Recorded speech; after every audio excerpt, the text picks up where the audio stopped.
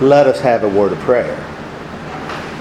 Lord God, thank you so much for giving us this time together, and bless us as we go about looking at your word. In the name of Christ we pray. Amen.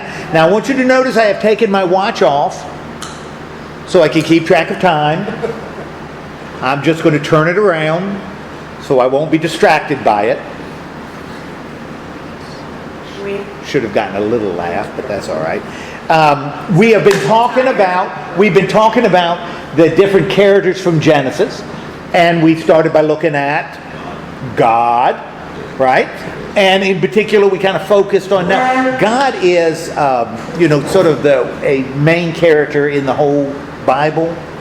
And in fact, a few years ago, maybe a decade now, and I can't remember his name, wrote a paraphrase of the Bible and entitled it "God, a Biography."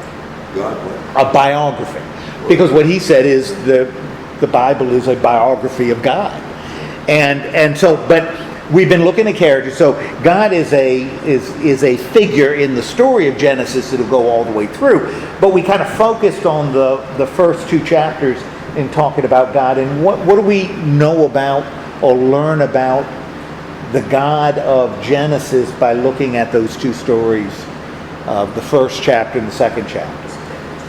Okay, we've got God is bipolar. Medication would help. Yeah, has a split personality. Okay, well that's what Sandy was saying. But we got two different impressions of God, right? And we've got God in the first chapter, who is the boss. Oh, is the boss? All powerful. Says it and it happens. Let there be, there was.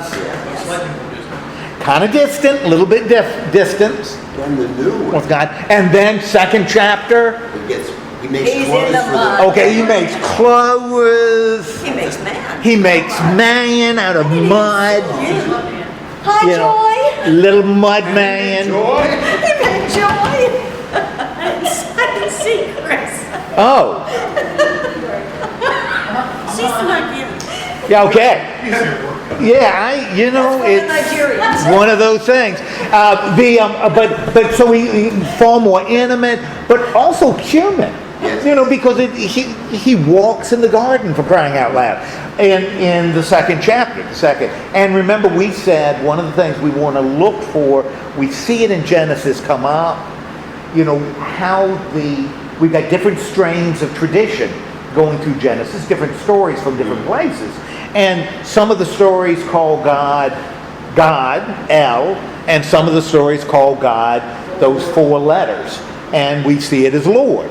And when they seem to be different strains, and the Lord stories seem to have a more personal, anthropomorphic, human kind of God, a God that acts like us, who feels, gets mad, walks, talks. The El God is the one that kind of oversees creation. Okay, so it's a little bit different. He's still there. Well, yeah, I think both of them are. I think they're both dimensions of who God is. And last week I talked about the fact that a theologian that's been very influential on me and my theology and what I end up teaching sort of takes this idea and sees this as two dimensions of God that identify God, but you can't really reconcile.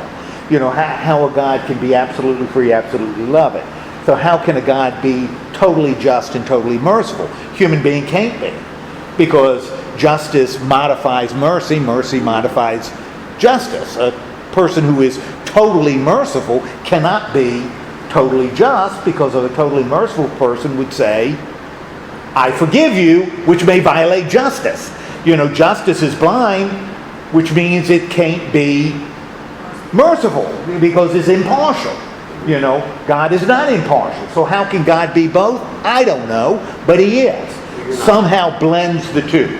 The two modify the other, and if I were God, I could explain it, but I'm not. I think I was dreaming that. What? We left to that idea of God being almost two entities. Well, that are what? And you know what? That's not all that different than what we say about Jesus Christ and his humanity and divinity. You know, how are they blended together? I don't know.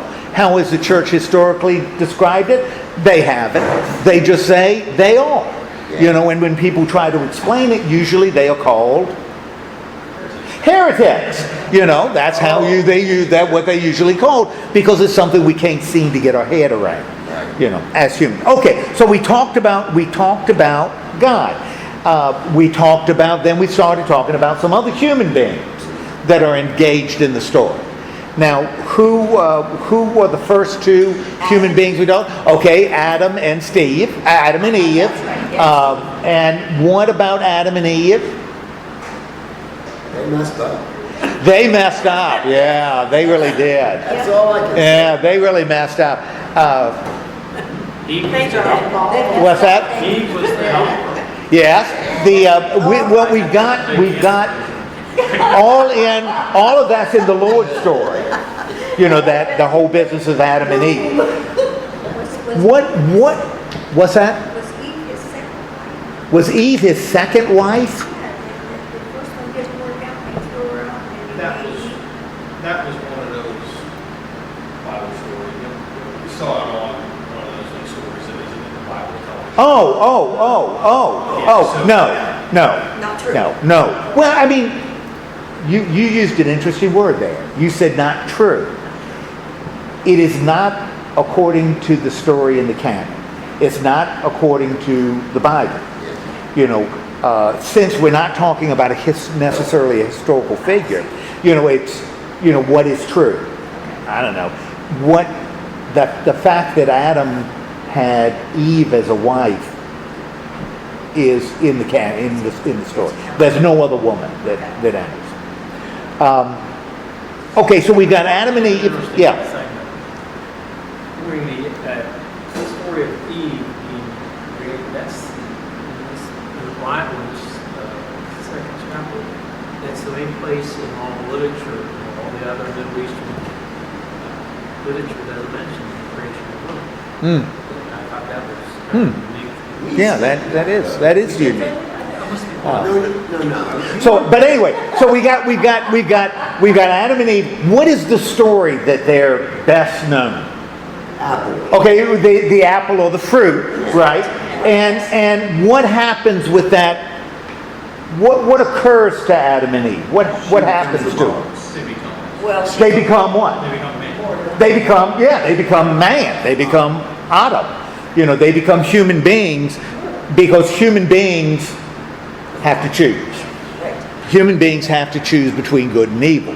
And remember, I told you one of the ways I think it's helpful to look at all these stories is to imagine a son or a daughter coming up to a father or mother and saying, "Mom, why is this the case?"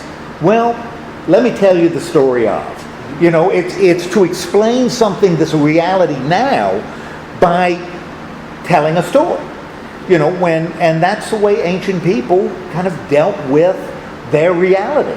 You know, they're not looking at science, but it's not unscientific. They're just framing it in using different languages. I have a question about that. Yeah. Adam and Eve, first people on earth, right? Okay. How long was it before their kids, their children, they were the next two people? It was 64 years, 7 months Their sons were before other people came around.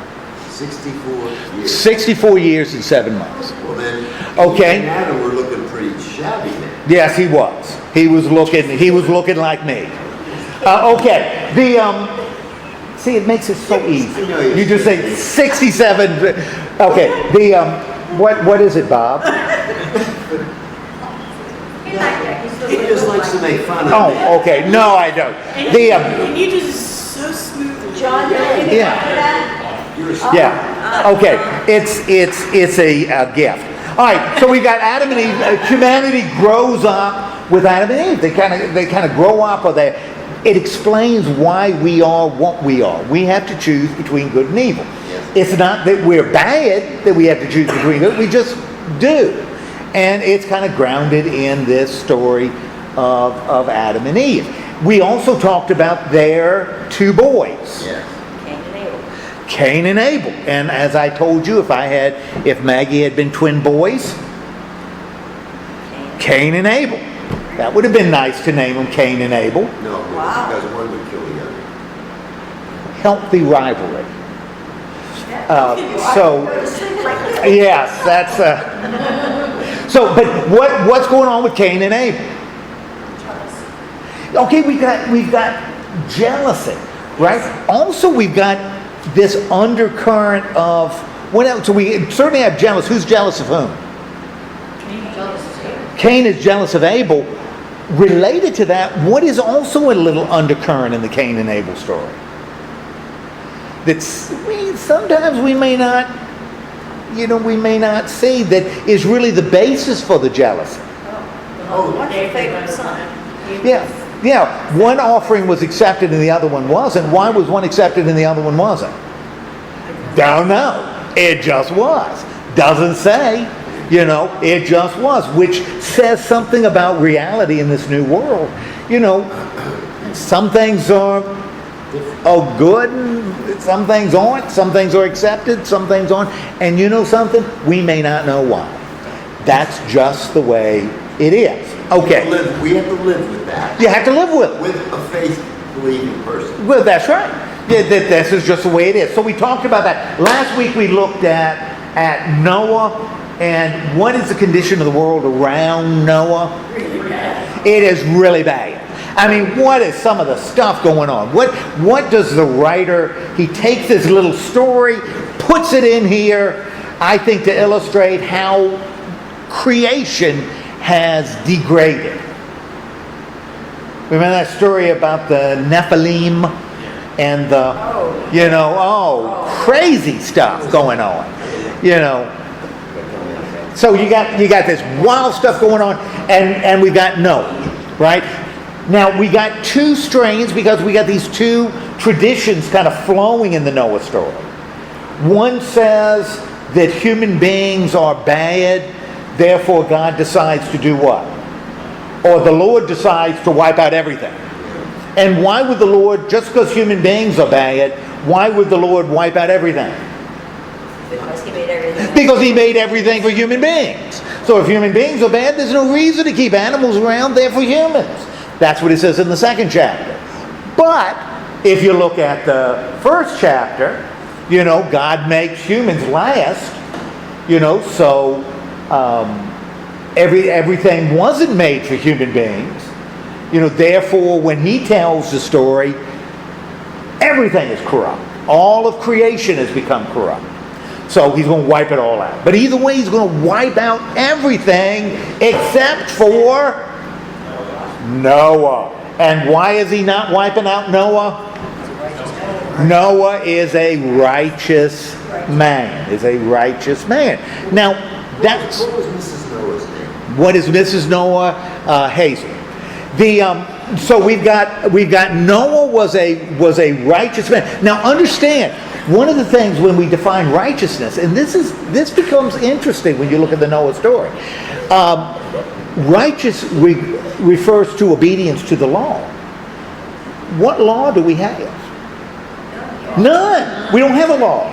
So the word righteous is really not appropriate here. Shows us that we're talking about somebody. Right, it was God. Well, but it shows that somebody is writing this later. He's using a term that has significance later, but wouldn't have any significance to Noah because there's no law to obey, although God sees wickedness. So the whole story is sort of geared towards a later generation, not Noah generation. Okay, so what does God tell Noah to do? Build. What's that? Build a boat. Build a boat. And what is he going to put on the boat? Animals. 2 of every kind? Or 7 clean, 2 unclean. Depends on which strain you're looking at, whether it's the God strain, which is 2 of every kind, or the Lord strain, which is 7 of the clean and 2 of the unclean. Okay? And they cram them on this boat. Noah gets on, And remember, they also had these rock giants walking around. No, that was in the movie. That was in the Russell Crowe movie. They had these rock giants, and that was a little change. They had these rock things. Anyway, oh, by the way, her name was Hazel. So we have this. Noah gets on the boat with all the animals, right? Floating on the boat in the water. God does what? He has to make it rain. Okay, he has to close the door, and it rains. And he opens the windows in the sky, and the fountains of the deep. And what in essence happens? Brings chaos back to creation. Creation is drowned in chaos. Because remember, at the beginning of chapter 1, beginning of Genesis chapter 1, the Spirit of God hovered over the face of the deep, water, chaos. Yeah. He's reestablishing chaos. So we got this watery thing. And Noah, though, is that sign of grace floating on the water. What ends up happening to Noah and his little intrepid band? Feeds all the animals. Okay, he feeds the animals, except the unicorn who starves to death and they have to throw overboard. Okay, what else? They're out there a while, right? Dinosaurs walk. Yeah, dinosaurs drowning. They can look over the sea and see brontosauruses drowning, Tyrannosaurus rexes with their little short arms doing this. Yes, they can't swim, Well, weren't people doing that too? Weren't they screaming, trying to... Oh, yeah. Oh, absolutely, they were They were screaming. screaming, help me. Help me, help me. Now they believe in it. I'm drowning, I'm drowning. And they Yeah. let me on the boat. Yeah, oh yeah, throw me a life preserver. And that's when they first developed that candy. So they're floating on the boat and floating on the water, and he sends out a raven. Raven comes back, says, nevermore. So he said that he sends out a dove, and the dove comes back with olive leaf or twig in its mouth, and then sends out a dove, and the dove, said waves goodbye and flies away. Yeah, that's right. And now, because the water's going down, and all the dinosaur bones on the ground, and that's factual. That's right. And those ancient aliens then cover it up with stuff, and we're cooking. All right. It stunk when they landed. What's that? It stunk there. What? With all the dead. What sunk there? Stunk. It stunk. Oh, it stunk. Look. When you've been on a boat full of animals, you don't even notice it when you come aground. You don't even notice it. So. But some of the modern people living now, that should be the end of everything, right? Right when you put them on the boat. Because if you go into school and now they wipe off George Washington's name, he had a slave, and he did this and that. Yes. Right? God killed everybody. Yeah. I mean, get rid of it. Get rid of the bad Bible. Why should you talk about a man who killed everybody? Because we love God. Okay, go home. Let's have a word of prayer. I think we solved this. But it does, Hugh, that's really interesting because it does create a problem. The God that wipes out humanity, all those little babies that drowned that's why I think you really got to take it as a story.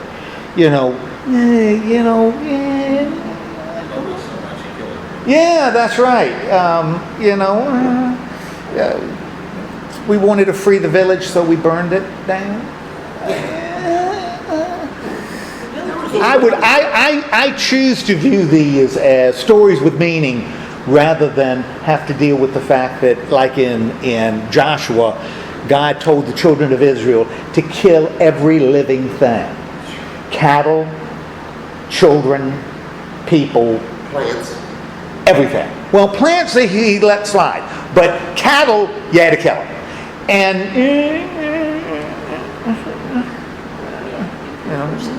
God of grace, God of mercy. All right. Anyway, but we got, so yeah, that creates its own problem. After the ark docks, Yeah. Yes. Noah gets off? No, No? no, He stays on the ark. Okay. He stays on because he sends the animals out. He called, Okay, sends the animals out first. Yeah. he called Danoon lumber because he was going. That's right. Which the new lumber doesn't get rescued, you know that? Yeah. Oh, that's right. That's right. The commercial. Yeah. That's right. You know, it doesn't mention that the guys that are delivering the lumber drowned to death. God punished them. Well, Danoon was Have you ever met Billy Danoon? You can understand why he why he was drowned. All right. So anyway, he gets off, chases the animals off, right? And what does he do according to the Lord's story? Well, he was fruitful and more. We'll see that again today. What does he do when he gets off the ark? He makes a altar. And when you have an altar, what do? There's only one thing to do on an altar. You got to perform a sacrifice. If you don't have sacrifice, you don't need an altar. And he performs a sacrifice. Clearly, this is a strain that has, the 7 clean animals and the 2 of the rest. Because if he had sacrificed, if there were only 2 and 2, he was sacrificing. Yeah, boy, it'd be a problem. It would be a real, unless he was sacrificing like a eunuch. Yes, a eunuch. Yeah, I don't think the eunuchs were on the ark. They included many. I was thinking of an amoeba. Then you could sacrifice an amoeba.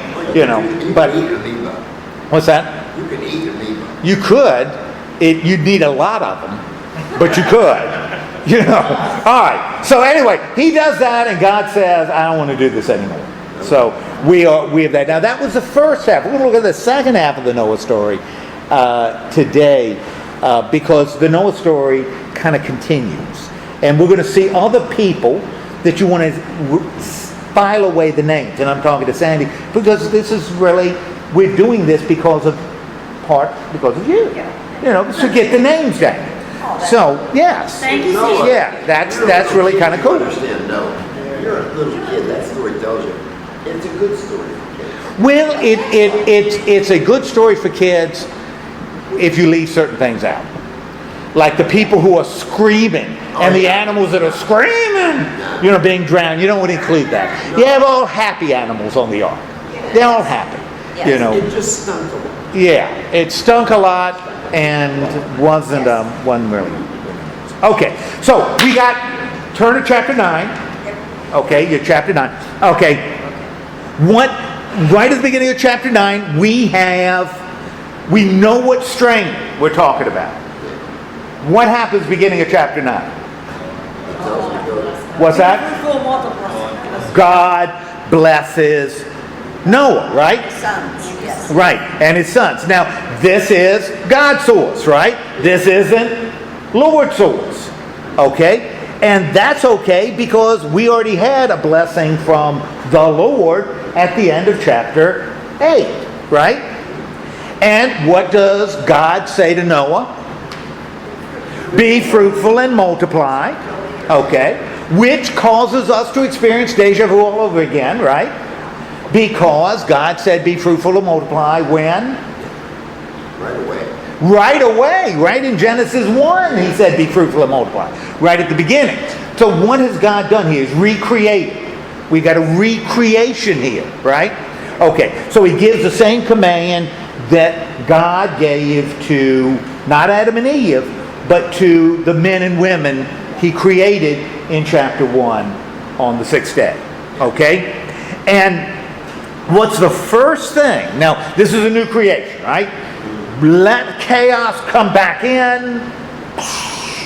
Then reestablish the bubble. Waters went up, waters went out, waters went down. Bubble reestablished. New creation, so the new creation is going to have new rules. And what's the first thing that's different according to God in this new creation? Okay, we're going to get to that in a second. The first one is animals are going to be afraid of it. And we don't have anything like that in the first story, in chapter 1. He's telling them to eat it. Well, now that's right. He says animals are going to be afraid of you. Maybe one of the reasons animals are now afraid of you is that you can start eating them. You know, we're not talking about just being vegetarian. Now you can start eating animal flesh. Now, Vice versa. what's that? And vice versa. Oh, and vice versa. Yes.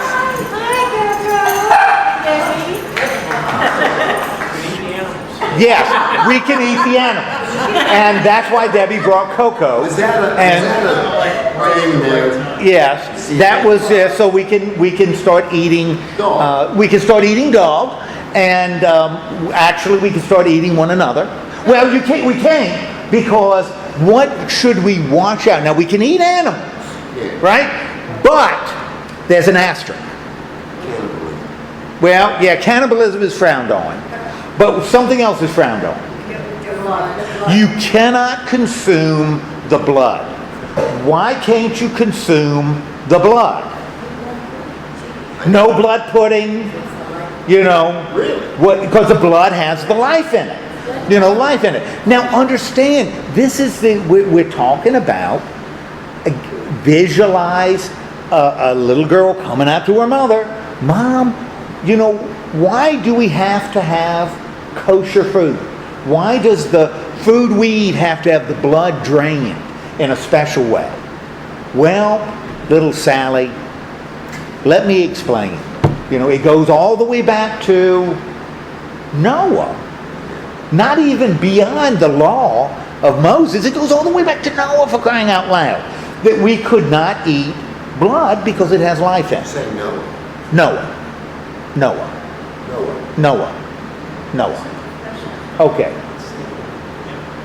I'm sorry, because that's where the life comes from. That's where the life is in the blood. And so if you consume and you're not allowed, and why wouldn't you be able, if the life is in the blood, why wouldn't you be able to consume it? Because it's been used. Well, yeah, used blood is never good. But what? Unless you needed a transfusion. Unless you needed a transfusion. What else would cause? Why would you not be able to consume something that has the life in it? Why? You're taking away that life, I guess. You wouldn't take away.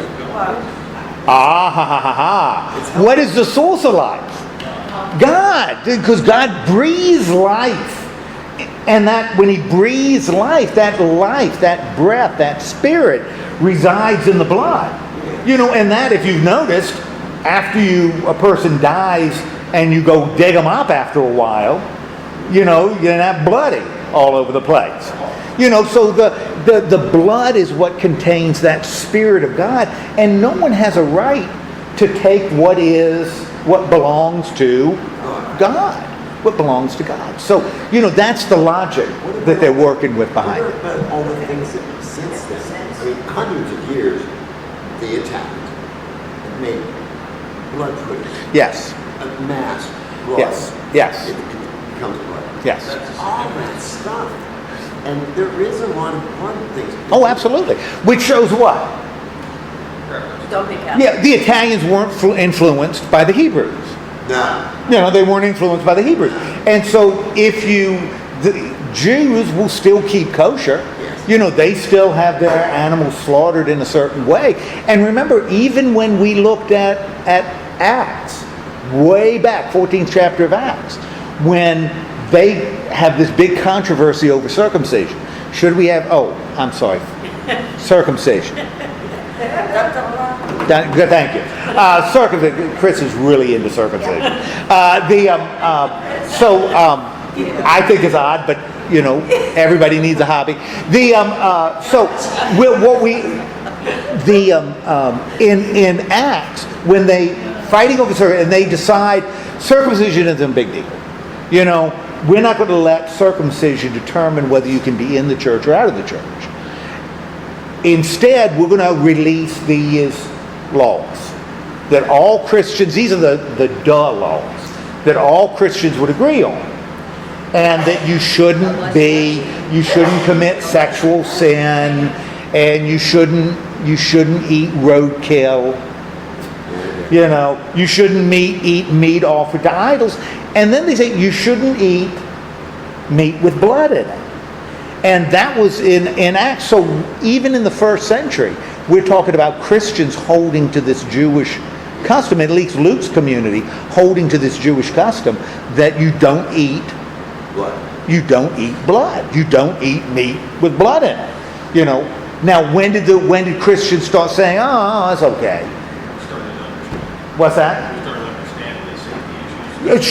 Sure. And, when somebody had a rare sirloin. The first time they had a rare sirloin, they'd say, hot dog, this sounds pretty good. I don't have to eat hot dogs anymore.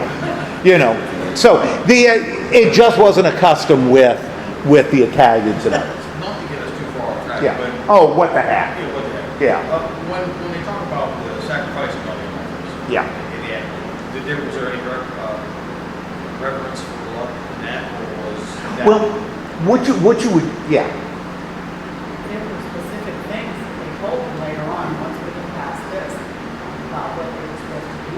Okay. Well, see what, You said it had to be burned. So yeah, that's right. And what you're doing is you're not consuming it, you're releasing it. Releasing this.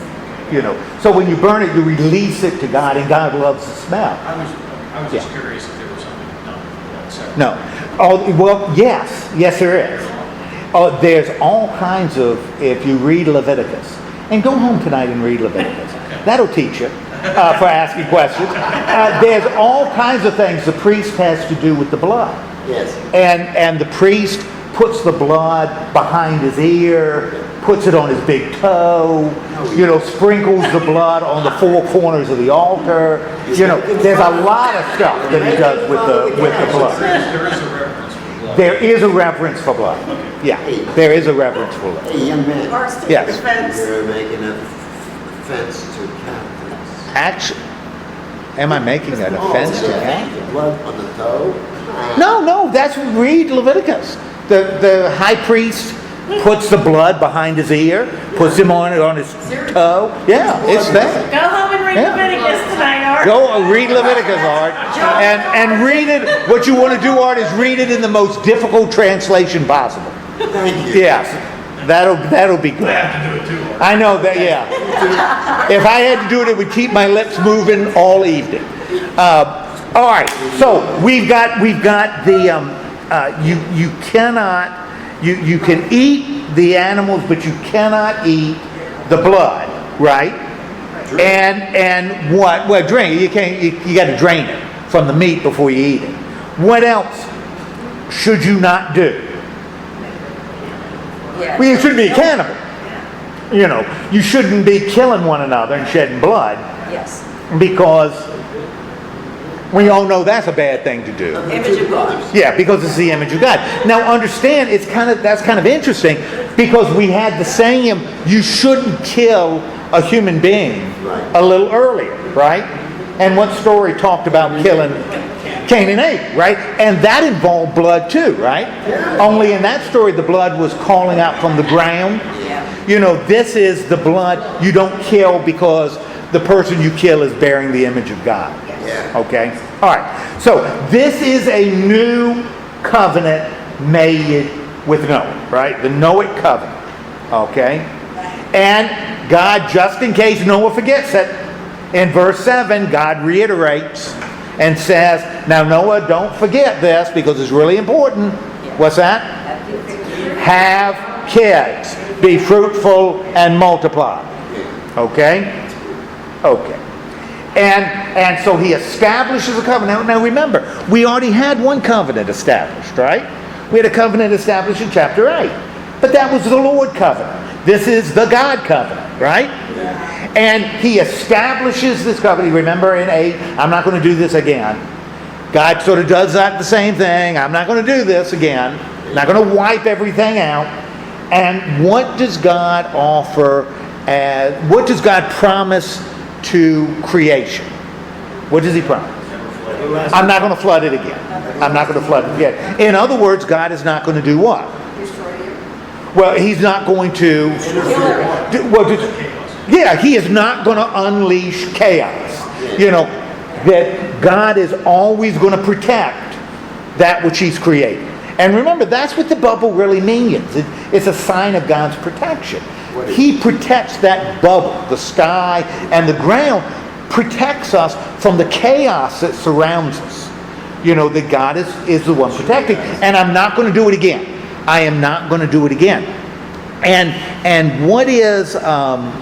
what sign does God offer that he is not going to do this again? He is not going to release chaos and let it overwhelm. Okay, going to create a rainbow in the sky. And that by itself is kind of interesting. Because when you think of a rainbow, in Hebrew it's the same thing. It's a bow in the sky. It's a bow in the sky. Now, what is a bow?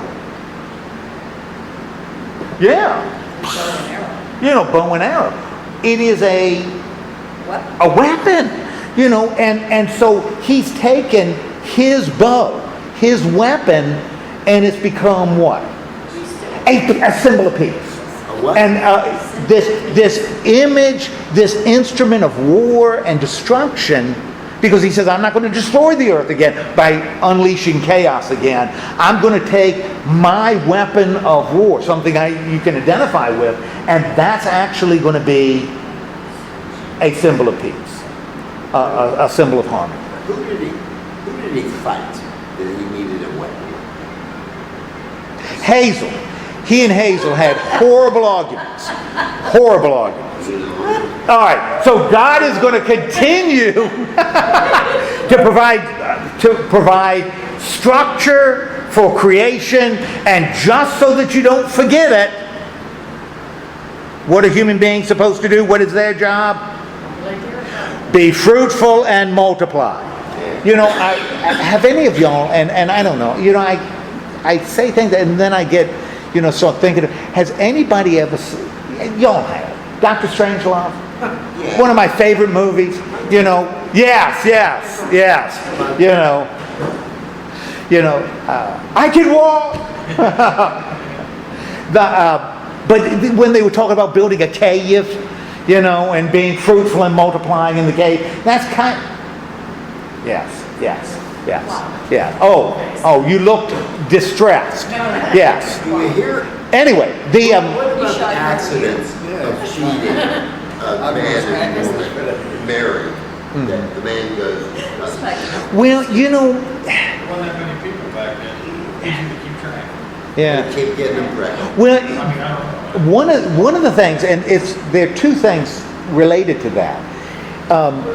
We're talking about a time, and I think I'm right in this. And if I'm wrong, please don't tell me. We're talking about a very stable a population that's flat. You are not. It's not spiking. So as many people are coming in as going out. Now, if you are kind of flat, your population growth is fairly flat. You need as many kids for your civilization to survive. You need as many kids coming into your civilization as are going out. Infant mortality is horrendous. Female mortality is horrendous because childbirth is a killer for a lot. You've got to have a lot of kids entering your society. And that's why in a lot of ancient cultures, maybe most ancient cultures, polygamy is accepted because a man can have 5 women pregnant at the same time, but a woman having 5 husbands means absolutely nothing because she can only be pregnant once. You know, so polygamy for women, or for men, becomes something to sustain your culture. You need to do that. Whenever you see that in these early agro-cultures, you see it. You need that increased population to work in that. Absolutely. Those pastoral nomads, one might argue that a larger population is actually part of the feed. So that kind of makes sense with what we how we view the modern Middle East now. Hunters and gatherers don't need big population. In fact, it's a disadvantage. But when you settle down, you need that population. And you need specialists. You start developing specialists. May I say? Yes. Those people at that end of the table, you speak up for the old man over there. Sure. I cannot hear you. And then he gets all excited what you say. Then I go, whoa, what I miss? And Yeah. No, I was just talking about how when we think modern, the modern thought of the prehistory of the Middle East there, perhaps right around the time of Noah, where you see those folks going from being pastoral nomads, people who were tending wild sheep and wild goats, and it's starting to turn more into an agricultural society. Hence, they need to start adding more population to do that work. But then also too, with those predictable food sources, you're not necessarily afraid to have a few extra kids because you're not going to have to lay them out on the rock. That's good. So Thank you. it kind of I takes it down. didn't want to miss that. I wanted to say something. I want to pray. If I'm going to Cleveland, Ohio, I'm praying that for the Ingram family, I can get off the street. Talking to my family. Before I didn't have no communication with them, except for the ones over in the studio right here. They were just my relatives. I'm still homeless, but I'm praying that I can better myself. Maybe I can get a little decent job now, but I'm feeling a little bit better, but I'm trying. And I just want y'all to pray for me. Chris Ingram. Tomorrow, Chris Ingram and the rest of the family, the Ingram family. tomorrow, Chris is going to enter a bus and head up to Cleveland. Amen. Head up to Cleveland. Yep. It's nothing about no work. Oh, what are you gonna have? I'm on Social Security. I'm 66, young man. I'm a older guy. I'm not no young man. I'm older than No, I'm 66. I'm 70. But Chris has got all kinds of family up in Cleveland, so he's going to be joining some family. All right.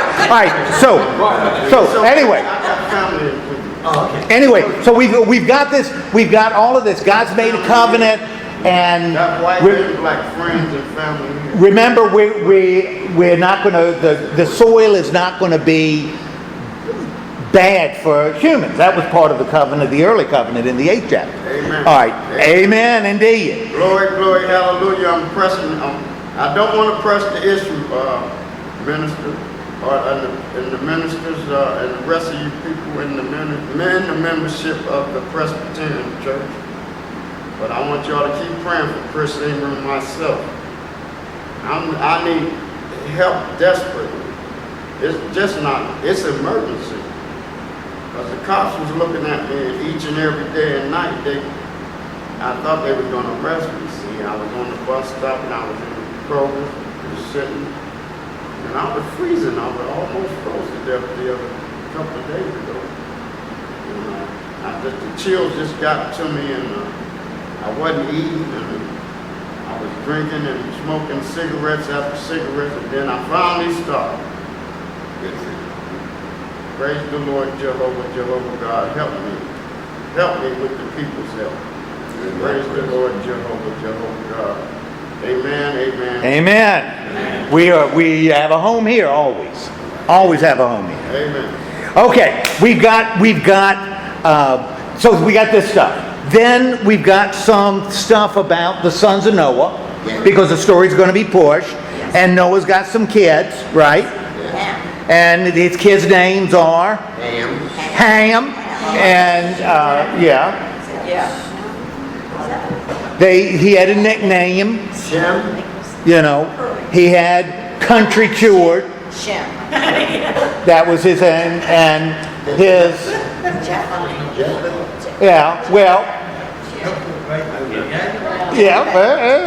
so you have Ham, you have Shem, and you have Japheth, and they were known as the three. No, that's awful. The three sons of Noah. I am shocked and appalled that you would say that. Okay, so now Noah is a man of the land, right? Now understand the people of this is going to be a big deal as we look at the history of Israel. There's a real tension between them, the nomadic herder and the settled farmer. And it's going to be not only a cultural struggle, it's going to be an economic struggle, and it's going to be a theological struggle. Because the God you worship when you're a herder is a God who leads.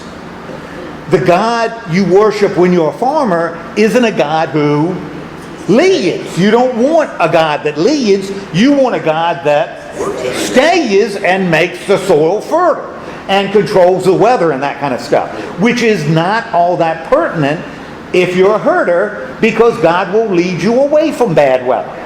So it's a whole different theology, and we're going to have that strain's going to be all the way through the Old Testament. I think this becomes a little subtle shot at people of the soil, because Noah is a person of the soil, right? Which means he is a farmer. And of course, the first thing he plants is a vineyard, and the first thing he does once he plants the vineyard is he gets drunk on wine. And the first thing he does, and look, I know Joy, I'm speaking for Joy and others. The first thing he does once he's drunk, and Bolin, you know this from the Bolin, the first thing he does when he gets drunk is what? Takes off all his clothes. And lays down and does what? Sleeps it off. Passes out. Buck naked. Buck naked. I can see if he's at home doing it. Yeah, well, that's right. If he's at home, it would be okay. And he is at home.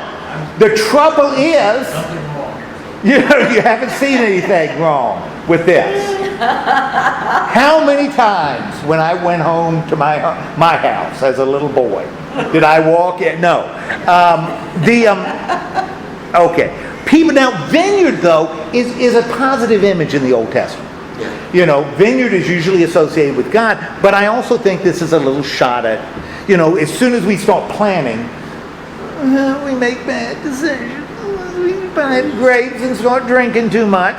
And he gets drunk and is sprawled out there, buck naked. Now, I want you to note, what? Sprawled out. Now, I want you to notice, is Noah condemned here? No, what? No, Noah's not condemned. Doesn't say Noah's is bad. Who enters the picture in verse 22? Well, 22 Ham. Ham enters. He's eating pork rinds, and he enters the picture. And Ham is the father of Canaan. Now, in this story, sometimes Canaan seems to be a son of Noah. Sometimes he's a son of Ham. It's a little bit confusing, but we don't want to worry about it. Don't worry, we did that. Don't worry about it. And he makes a mistake. He makes two mistakes. He goes into the tent, and what are the two mistakes he makes? He sees his dad buck naked. Stark naked. Okay, he's stark naked, and or starkus, there in the tent. Mistake, right? Shouldn't be, and it doesn't say, but I think he took some pictures with his phone, put it online. Okay. So he did that, and what's his second mistake?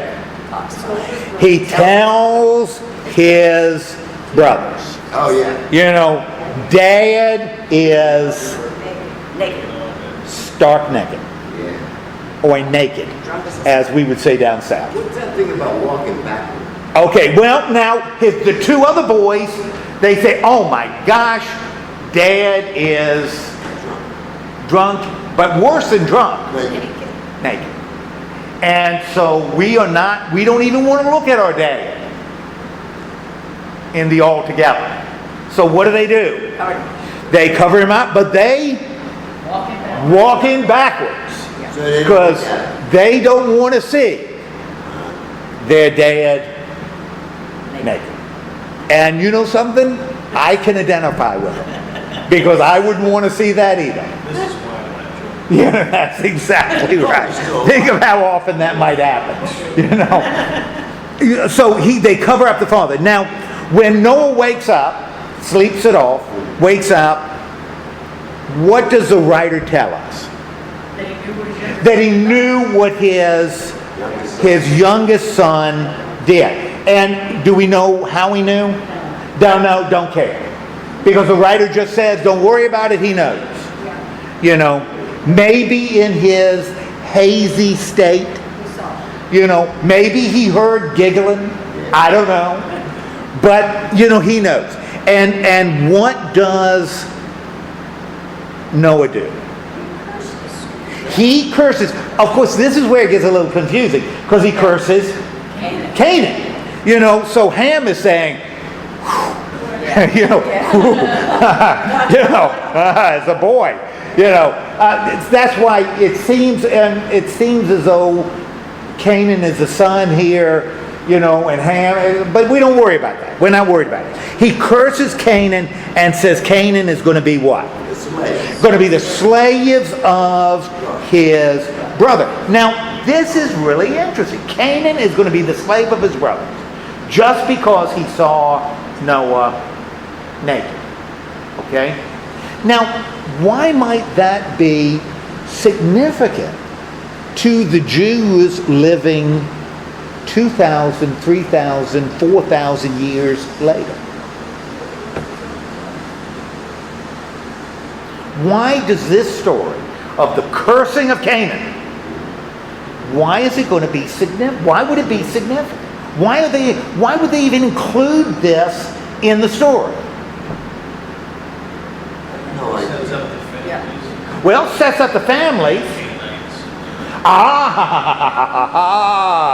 Canaanites. Yeah, boy. Later, when the children of Israel conquer the land, what people are they just hacking up? Well, not hacking up, you know, cutting up. They're killing Canaanites, right? And so, you know, Daddy, why did God tell us to kill Canaan? What was bad about Canaanites? Well, let me tell you the story. You know, grounds what happened historically in this kind of mythic story. It's part of God working, you know, or the people working. So the fact that the Canaanites, you know, descendants of Canaan, you know, they're not really good. In the New Testament, the evangelist Matthew will use it. When the woman comes up who has a daughter, you know, who is possessed by a demon. And while in Mark, she's called a Syrophoenician, which is a Syrophoenician, which means she came from the area of Phoenicia, which is, you know, in that neighborhood. It's sort of an ethnic designation. In Matthew, the same woman isn't called a Syrophoenician. She is called a Canaanite. It's called a Canaanite, you know, which people hadn't used, the term people hadn't used for a real living people for a long time. But he chooses to use it because it carries this weight. And the weight goes all the way back to Noah. He's establishing why the Canaanites are not blessed, you know, are not a blessed people. But he was blessed when he was there. Well, but Noah curses it. And so it's going to, you know, over 1,000, and understand this is prehistory. You can't even tag this in history, you know, historical time. This is kind of a prehistory, but later when the people settle in the land, the folks that are going to push out are going to be called Canaanites. And he's going to say, you know, well, I understand, the children of Canaan, they aren't the best group. They have a pretty seedy background, you know. So anyway, he is cursed, and then we start being what? Fruitful and multiplying, right? And they are multiplying right and left, right? You know, they're just multiplying. We got Nimrod, you know, who's kind of, what? Nimrod. Nimrod becomes an important figure because Nimrod is a mighty hunter, you know, becomes a hunter. And why is it now, being a mighty hunter, why does it make sense? Because his father told him how to use the bow. Well, why would a bow be? Why would a mighty hunter not make sense before Noah? Being a mighty hunter. You couldn't eat the animals. Unless all you were doing is putting up trophies. You couldn't eat the animals. But now hunting is something you can do because you can eat what you kill. Okay. So, yeah, we've got all these, and when it's really interesting if you look at the descendants of Ham, what this list is going to comprise a lot of the folks who are going to be later enemies of Israel. So the cursed, the son of Noah that was cursed, whether it's Ham or Canaan, they're the ones that are going to be the enemy of Israel. Why are they enemies of Israel? Because Noah cursed them. They aren't very good people. Would you let your daughter marry a Canaanite? I wouldn't. If Maggie brought home a Canaanite, I wouldn't let her marry him. That's good to know. Would you? Would you let your little boy marry a Canaanite woman? I think if he's old enough to know what he wants. Well, That's right. She's going to cover me when I'm naked. what if he brings home a descendant of Ham? Well, as long as he gets a spanking, so he don't have to. Oh, okay. Yeah. The dowry. Back to the ham thing. Yeah, well, I was going to say, she was a real porker. Dun-dun-dun-dun. Yes, please control your ham. So we've got all these descendants, right? And, these are some pretty big descendants of Ham. They're the ones that are in Nineveh. So we're talking about the Assyrians, we're talking about the Babylonians, we're talking about some really rough folks that become the descendants of Ham, that will punish, will cause Israel all kinds of pain later. Okay, so we've got all this stuff. Yeah, we got all this stuff going on. Again, the bean counter is telling us all the descendants. Yeah. Now, going to end with one final story because it's going to set us up for next week. The character we're going to look at next week. We got Noah and his problem, right? We had Adam and Eve, right? And Adam and Eve did what? They disobeyed God, paid the consequences, right? Yeah. What was the consequences? Work. Go to work. Oh, you have to work. Women have suffering childbirth. You can't live in the garden anymore. But a sign of grace, God made it worse. Cain kills Abel. Yeah. Okay, fratricide. Right? Kills your brother. Now Cain he's not Canaan. Huh? He's not Cain. No. Cain kills his brother. Yes. What's the consequence? He has to take care of everything. He's got to wander around. The soil isn't going to grow for him. Things are going to be rotten. Yes. You're going to have to marry your ugly sisters, not the cute ones. Really bad news. It's terrible. Terrible. Sign of grace, mark of Cain. Puts a mark on it so that people don't kill it. Noah, what's the situation with Noah? Noah's time. People are going crazy, they're running around, they're sinning. At least one of the stories, human beings are sinning, and since everything is made for humans, everything is bad. Or the other story that all of creation is sinning, so you have, dogs and cats marrying one another and wild stuff going on. Just wild stuff going on. Unacceptable things. Right. And God says, I've had it, I'm going to drown it. But once and never again. Yeah, but once and never, but all it takes is once. Yeah. But sign of grace? No. Yeah, little boat. Yes. Floating on the chaos. Okay? Sign of grace. Now, but each time the problem is getting a little greater. I mean, disobedience and then murder and then just wild stuff. Was there rape? Huh? Was there rape and pillage in there? Oh, absolutely. Absolutely. Absolutely. Wild stuff, Art. Wild. I wouldn't want my mother. Yes. Downtown Steubenville. Right here. Downtown Superman. All right? So, Where you go now? but anyway, just wild stuff going on. But every time a sign of grace. Yeah. We got the last little story of this prehistory in chapter 11. And what story starts at the beginning of chapter 11? Where? 11? Beginning of chapter 11. The whole earth had one language, one Okay. Now, we got the whole earth having one language, right? And everybody gets along. Everybody's talking to one another, they can communicate. And remember, they get to choose, choosing right from wrong. Everybody's communicating. Since everybody's communicating, what is the first thing they decide to do? Maybe said it. Let's get power.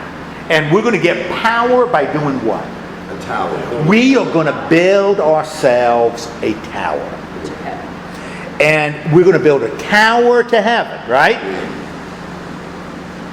Or stairway to, that was a song, right? Stairway to heaven. Okay, you're going to build a tower to heaven, right? And well, you know what's kind of interesting? This tower to heaven business. And when you look at the Genesis story, there are little subtle elbows that we don't pick up. Noah, he's a man of the soil. Well, good people are really shepherds and herders, because that's the way, we're going to find out later the best people are. So the first thing he does is he gets drunk. We get a little shot at serpents. Ancient people worshiping serpents. Well, they are the lowest of the low when you look at this story. Tower to heaven. What does a tower to heaven look like?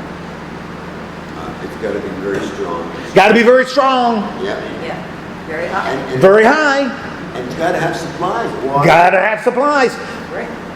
In the ancient world, when Israel was a country among other countries, in Babylon, in Egypt, they were building kind of towers to heaven, and they called them pyramids. They would build homemade mountains, because the idea is that's mountains are closer to God, and they're mysterious. You don't make it up to top, so you made homemade mountains, and a pyramid is a homemade mountain, and that's a tower to heaven.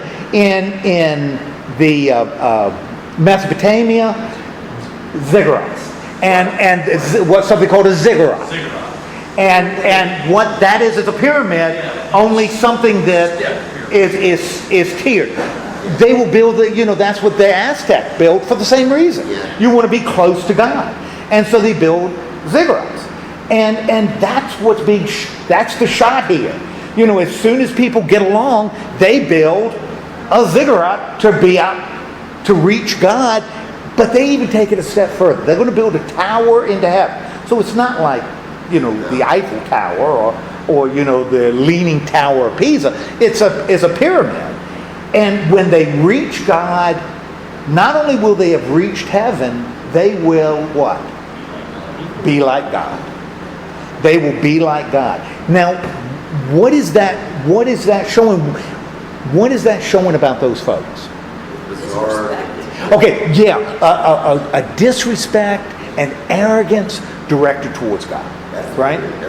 And when you look at, I think as you look at the stages of sin in these first 11 chapters, I think it's a decline.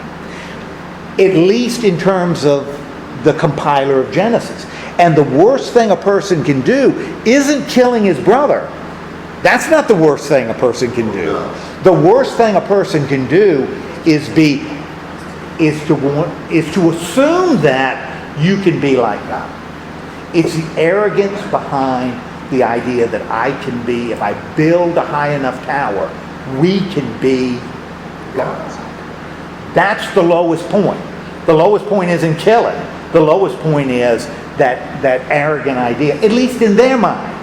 In their mind. It doesn't matter what it is in our mind. In their mind, that's when humanity hits its lowest. And they're united in doing this, right? And then what happens? As they start building. Now remember, this story is coming from the Lord, straying, because the Lord comes down. And what does the Lord say? Okay, they are starting to unite, and they're going to hit a time when they will assume they can do anything. And so what we're going to do, because we got a heavenly court, what we're going to do is we're going to do what? We're going to change the language. Change the language. Change the language so that they can't understand one another. Yeah. Okay? They can't. So we've got being thrown out of the garden, losing, connection to the soil, seeing chaos release, and now as a group, humanity is now broken. They can't communicate. And again, story, why do people speak different languages? Well, son, let me tell you why. It's because we got too big for our britches. Yeah. And we assumed we could be God. And that's the story that they told, something that's grounded in kind of this prehistory. And so God, the Lord, scatters them, their languages, they can't communicate to one another, therefore they can't what? They can't build a tower anymore because they can't coordinate anymore, because they can't communicate. Humanity now has become broken, disjointed, scattered, modern. They become a mass, right? What started as one, right, is now shattered. Let me say something about this thing. What's that? I want to say one little thing. Okay. When the apostles, when Jesus came and saw the apostles, he gave them different languages to go into different places. That was not dangerous for him, for them. Okay. Art, you're moving right where I'm going.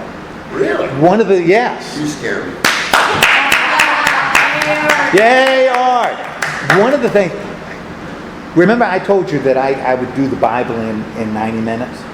I would spend a lot of time on these stories. The story of Adam and Eve, Adam, the story of Cain and Abel, the story of Noah, and the Babel story. And when you look at the Babel story, where is the sign of grace in the Babel story? They had the ability. They weren't destroyed, they were surrendered. Okay, so they weren't destroyed.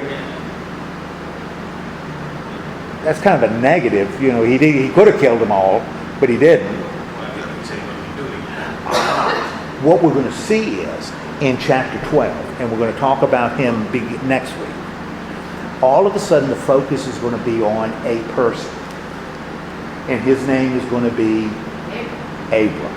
What? And what I think we see when we look at the whole canon, Abram, who will be Abraham later, but will start as Abram.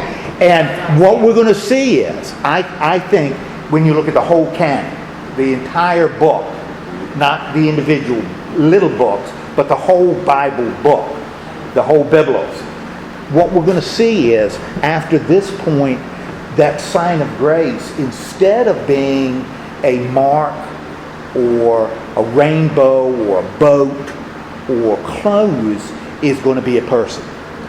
And Abram is going to be the father of Isaac, who is going to be the father of Jacob, who's going to be father of 12 sons who become 12 tribes, who will eventually produce Jesus, the Christos, the Christ. And it's through that Christos that this brokenness here is going to come together. And I think Luke, among the evangelists, is the one who sees this pattern in the Old Testament. Because he's the best Old Testament scholar, I think. He sees this. And that's why when you look at the book of Acts, like Art said, in the book of Acts, what occurs at Pentecost? What happens at Pentecost? They end up speaking in languages that the people understand. The people who are there. And you got all these different languages listed, but they all understand it. And what's happening is we're reversing this. Pentecost is Pentecost, I think, in Luke's mind, is a reversal of Babel. I think Luke knew about Babel. Daggone it, he knew about it. And he saw Pentecost not just as a convenient way to spread the word, but it is a beginning of a reversal of Babel, what happens in Babel. And this new community becomes the new humanity. The church becomes the new humanity that's going to end up becoming complete. It's going to be total. And so God is going to reverse all this brokenness that we saw in the first 11 chapters of Genesis. I think according to Luke, he's going to reverse it through the ministry of the church. The what? The ministry of the church. What the church does in the spreading, that kind of culminates with, Paul, the word being everywhere, being throughout the world. I think that Luke is very much aware of this, and I think he's playing it. What I think he develops is what's called a chiasm, which is a coming in and then a going out. And we've got those 4 stories that comes to Abram and then comes out to the word going everywhere at the end of Acts. I think we've got a cool little chiasm here, and I think Luke knew it. It's too clean for him not to be aware of what he's doing. So I think he knew exactly what he was doing, and especially by having all the different languages at Pentecost and people understanding. That's reversing Babel. That's reversing Babel. Gotta be. Now the other evangelists didn't do it because they didn't use that imagery, but Luke did. Luke did, huh? Well, they saw other things happening, but like I said, I think, and that's why another reason I think Luke is by far the most sophisticated Old Testament scholar. A lot of times they say, oh, he's a Gentile. If he's a Gentile, he knows his Old Testament really well because he uses these sophisticated Old Testament images and is sending them to people who can understand them. This is a sophisticated Jewish writer writing to a sophisticated Jewish audience that can pick that up. They're all Jewish. Oh, I think Luke's community is Jewish. Most scholars say not, but I think he uses too much Old Testament imagery that he just drops in for him not to be sending it to people who can understand it. Interesting. That's very interesting. So anyway, so next week we're going to look at what we'll look at. We're going to spend 3 weeks looking at the Abraham. You got to say Abram/Abraham, and some of the people that are going to be associated with Abraham. And who are some of the people that are going to be associated with Abraham? What's that? Nathan? David. Not yet. Nathan and David are together, by the way. So those we're going to be looking at people like Sarah or Sarai. Because it's going to be his wife. We're going to be looking at somebody like Lot. We're going to look at Lot. Absolutely. Yeah, Lot. We're going to be looking at Hagar. Names. I'm giving you some of the names. If you don't know the names, that's fine, because you'll know them starting next week. We're going to be looking at Abraham, Sarai, Sarah. We're going to be looking at Hagar. We're going to be looking at Ishmael. We're going to be looking at Lot. We're going to be looking at those names that are part of and Isaac, early Isaac story, because they're going to be names associated with Well, they all sound Jewish Abraham. names. They sound like Jewish names. Well, most of them are. Yeah, they're names that become important in Judaism. Yeah. Okay. Any questions? No. All right. Let's have a word of prayer. Lord God, thank you for giving us this time together. Bless us as we take seriously these lessons from the early chapters of Genesis. Now, help us not to get all hung up about historicity and that kind of jazz.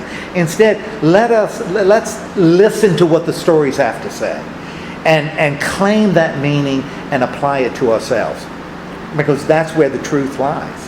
Help us to do that in the name of Christ. Amen. Thank you.